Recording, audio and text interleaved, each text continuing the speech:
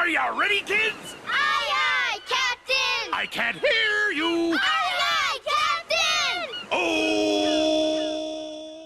SpongeBob is one of the most recognized and cherished TV shows of all time. It was revolutionary for its time and was so loved that it's still going on today. SpongeBob was a show that wasn't made to be marketed towards young boys or girls. Instead, it was made for everyone, regardless of gender. Today, I wanted to go over how SpongeBob portrays masculinity, subverts its expectations, and what that message teaches the viewer. In my opinion, the first 4 seasons best illustrate this, as these were all seasons under the production of Steven Hillenburg, the show's creator. The early seasons have the, for lack of a better word, purity of what Hillenburg wanted to discuss and portray in his show.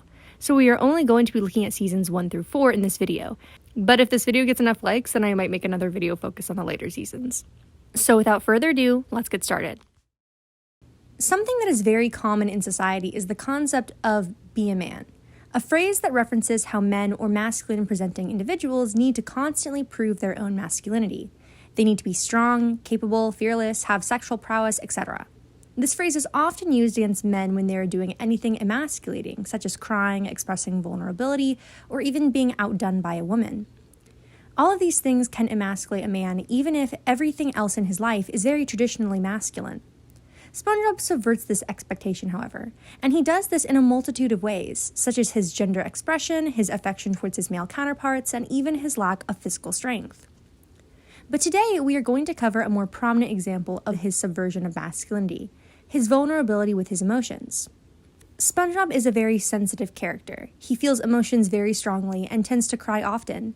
In the early seasons, they treat SpongeBob's crying with dignity. You feel SpongeBob's pain, you are sad with him. The show doesn't poke constant fun at his sensitivities, and allows him to cry, often getting empathy and validation from the characters around him as well. He is content with crying. He accepts his sensitive nature, and if he feels like crying, he will. And the show doesn't belittle this behavior, but in fact sympathizes with it. I know we could go. No, don't cry. Don't cry. Whatever you do, don't. Wow!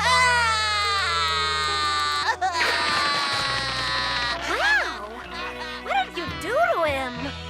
Poor little guy. April Fools, you little sausage!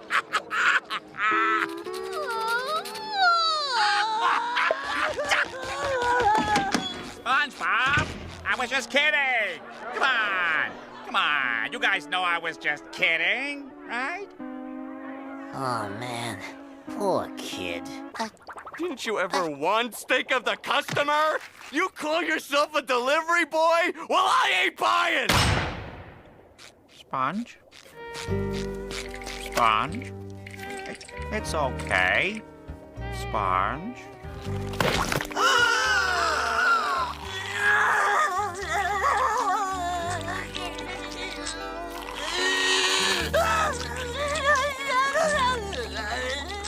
Sponge?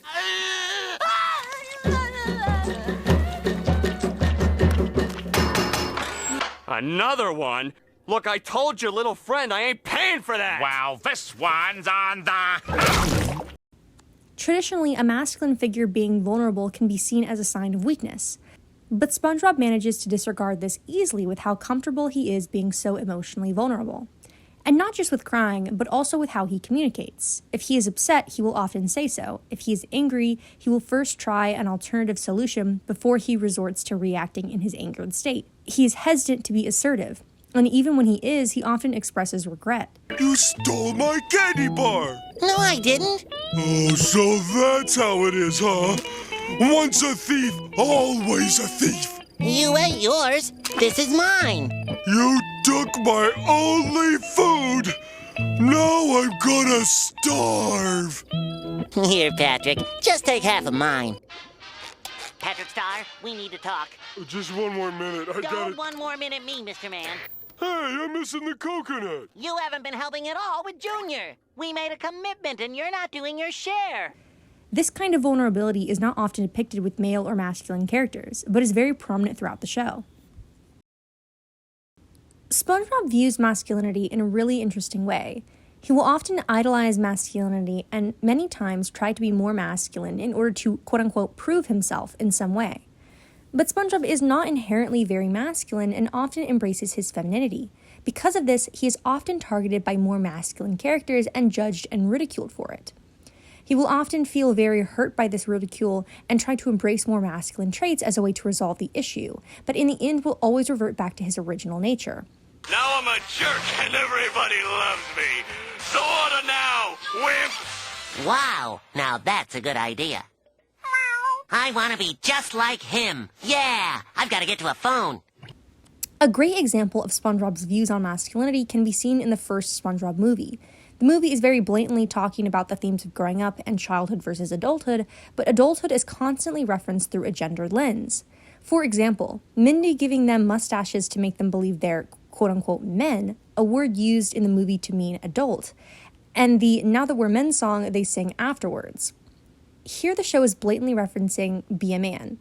Once again, a phrase many young boys will often hear growing up, which not only asks them to be more mature, but to do so by embracing more masculine traits.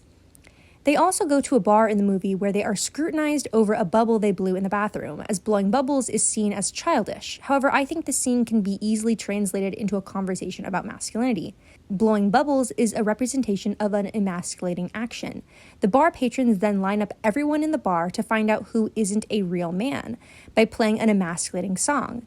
This can be likened to the real-world occurrence of if a man knows the lyrics or even sings along to a feminine song, he will then be emasculated and shamed. The bar patrons also make it quite clear that once they discover who the culprit is, they will beat them up, which sadly has and does occur in real life as well. All blowing babies will be beaten senseless by every able-bodied patron in the bar. These examples show a clear connection to the themes of masculinity and femininity, gender roles, and gender expression within the SpongeBob movie. And once again, that was just 2 scenes. If I were to examine the entire movie, this video would be an hour long. Nonetheless, by the end of the movie, SpongeBob and Patrick not only realize that they can be functioning adults while still embracing childlike interests, attitudes, and ideals, but also that they don't have to appeal to a hypermasculine ideal, in both actions and looks, to be men. AKA, they shouldn't cater to anyone's needs but their own, and they're the happiest when they can just be themselves. 'Cause I did what everyone said a kid couldn't do. I made it to Shell City, and I beat the Cyclops, and I rode the Hasselhoff, and I brought the crown back! The show often treats toxic masculinity very negatively, often using it to teach a lesson in which characters need to learn to let go of or unlearn bad behaviors. It also treats toxic masculinity as more of a performance that one puts on rather than a natural state of being. It will also make fun of toxic hypermasculine characters.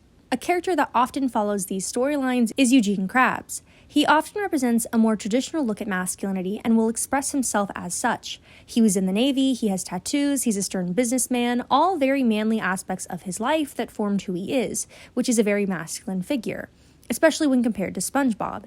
His masculine traits, however, are usually neutral in expression. It is only when he pushes his idea of masculinity onto others, mainly SpongeBob, that he becomes a toxic masculine figure that the show needs to correct. SpongeBob! Hey, Mr. K, how's the antique biz treating you? Oh, never mind that. Listen, I didn't want to say this in front of Patrick. That hat makes you look like a girl. Am I a pretty girl? Okie dokie then. Arr! A pirate doesn't say, okie dokie then. A pirate says, arr! It treats neutral and positive masculinity as more understanding/reasonable ways of being. For example, Sandy is a character that exemplifies great positive masculinity. She's one of the few female characters in the show, but is often depicted as being the most masculine character of the main cast. She is both physically and mentally tough. She's an expert at karate, she's confident, she's stubborn, she demands respect, all traits seen as being more masculine. However, they don't let those traits take away from her femininity. She's compassionate, caring, emotionally intelligent, gentle, etc. She is, by all good definitions, a strong woman. She blends her masculinity and femininity and doesn't let either one completely define her. I'm glad to see you found an exercise program that works for you. Yeah, your workout routine wasn't quite tough enough for me. Can't argue with those results. Early SpongeBob does this with most of its characters and again defies expectations of how those characters are supposed to be. The show in its early seasons teaches the viewer that there is no one-size-fits-all. That just because you're a boy, it doesn't mean you have to be masculine, and just because you're a girl, it doesn't mean you have to be feminine. Everyone experiences masculinity and femininity within them to different degrees and expresses them in different ways. Using masculinity as a tool to change others or to make them feel inferior is wrong and will often do more harm than good. The show reframes masculinity by not portraying it as something you can lose or gain, like how we think of it in the real world, but teaches us and the characters of SpongeBob that masculinity is something that is simply a part of you. SpongeBob teaches us the oldest lesson in the book, that just being and expressing yourself is not only enough, but the best thing you can do. Neptune's crown. This is Shell City. Dad, we did make it. Yeah, I guess we did. We did all right for a couple of goofballs.